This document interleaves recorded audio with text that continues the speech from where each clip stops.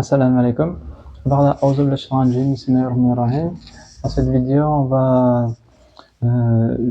J'ai entendu qu'il y en a certains qui se demandent est-ce que dans la tariqa Kakaria, est-ce qu'on est chiite.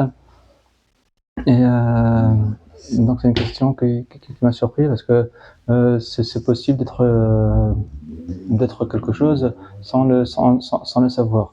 Et donc, dans la tariqa, on apprend à se connaître soi-même et on découvre des parties de nous-mêmes qu'on ignorait avant. Donc souvent ce sont des défauts, et parce que tout le bien il vient d'Allah et tout le mal il vient de nous-mêmes, et tout le bien, du coup on découvre que c'est Allah. Et alhamdulillah pour ce chemin béni.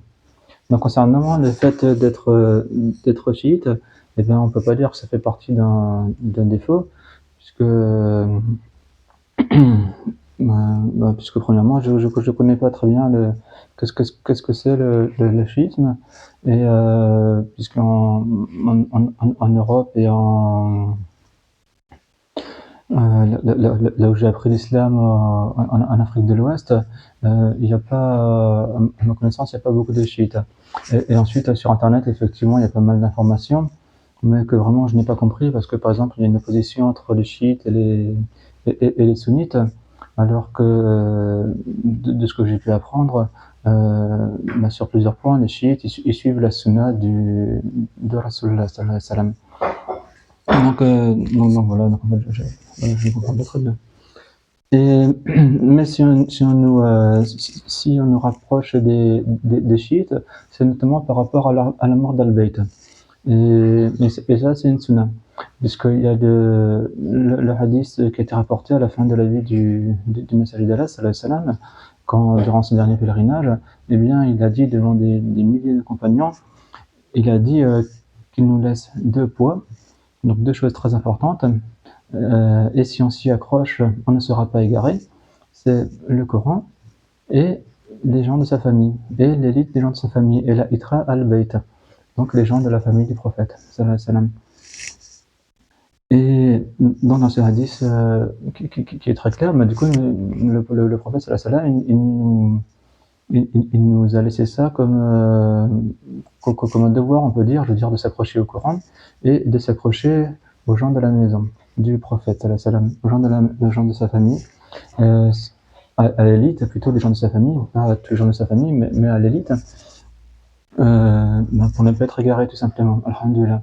Et ça, c'est comme un hadith qu'on retrouve chez Al-Bayt, ainsi que celui de le hadith du manteau, dans lequel le prophète sallallahu alayhi wa sallam était chez sa femme, une de ses épouses, Salma, et donc il avait pris un manteau, et de son manteau il a recouvert Fatima, ainsi que Hassan et Hussein, ainsi que Ali.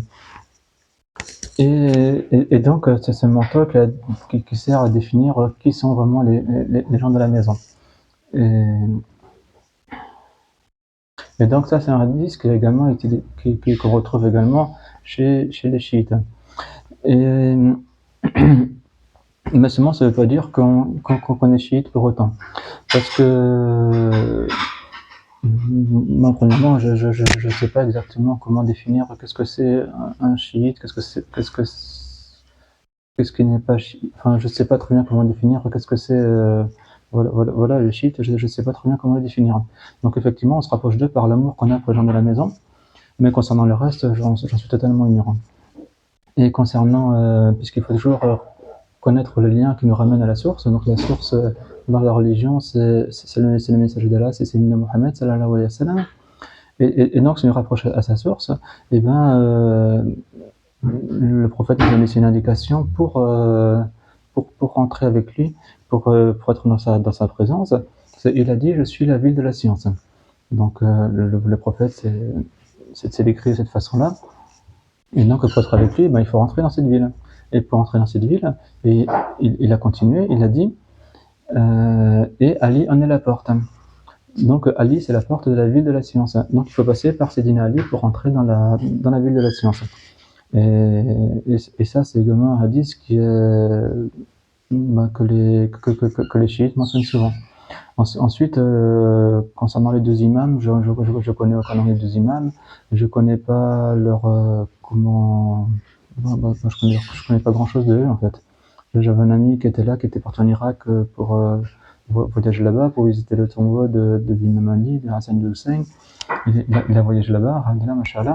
Et donc il m'a raconté un petit peu, et tous les noms qu'il m'a sorti, je connaissais Sayyidina Ali, je connaissais Sayyidina Hassan, je connaissais Sayyidina Hussein, qu'Allah les avait des avantages.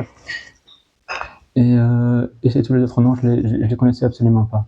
Et c'est parce que dans la tariqa, la Karkaria, ce qui nous lie au prophète, et ben, c'est effectivement, on est passé par Sayyidina Ali, et ensuite par Hassan. Et la descendance de Sayyidina Hassan, elle est partie au Maroc, et de là-bas au Maroc, elle a grandi.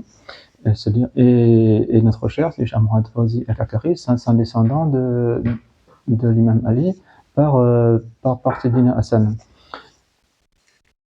Donc voilà notre filiation. Donc ça ne veut pas dire qu'on est chiite, mais on aime les gens de la maison du prophète, salam. Alhamdulillah. Et concernant cet amour, notre Cheikh raconte souvent une histoire au Maroc, ça arrive au Maroc. Hein.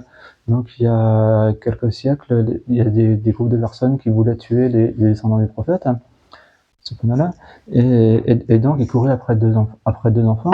Et donc c'est des humains masculins, parce que je ne peux même pas les appeler des hommes, donc ils couraient après les enfants pour les tuer. Et il y a un homme qui voit ça et qui cache les enfants chez lui. Mais le groupe de gens, ils ont vu qu'ils étaient cachés dans cette maison-là, ils vont voir la maison, et ils savent que voilà, qu'il a caché ses deux enfants, qu'ils veulent les récupérer. Et donc l'homme, il n'avait pas le choix, quoi. Ils allaient défoncer la porte. Et qu'est-ce qu'il fait? Il donne ses propres enfants. Il fait sortir ses deux enfants, qui avaient à peu près le même âge. Il les fait sortir, et les deux enfants, ils partent avec ce groupe d'hommes, et ils vont se faire tuer. Et en échange, il a gardé les deux enfants, dont il a fait l'éducation. Et évidemment, le village était au courant, parce que voilà, on n'échange pas les enfants comme ça. Et ça, c'est quelque chose qui se raconte beaucoup par rapport à l'amour que les gens ils ont pour les gens de la famille du prophète, sallallahu alayhi wa sallam. Et ça, c'est Cheikh dit que c'est quelque chose qui devrait être normal en fait. Hein. Et voilà, je t'ai terminé cette vidéo là-dessus. Alhamdulillah. Assalamu alaikum. Voilà.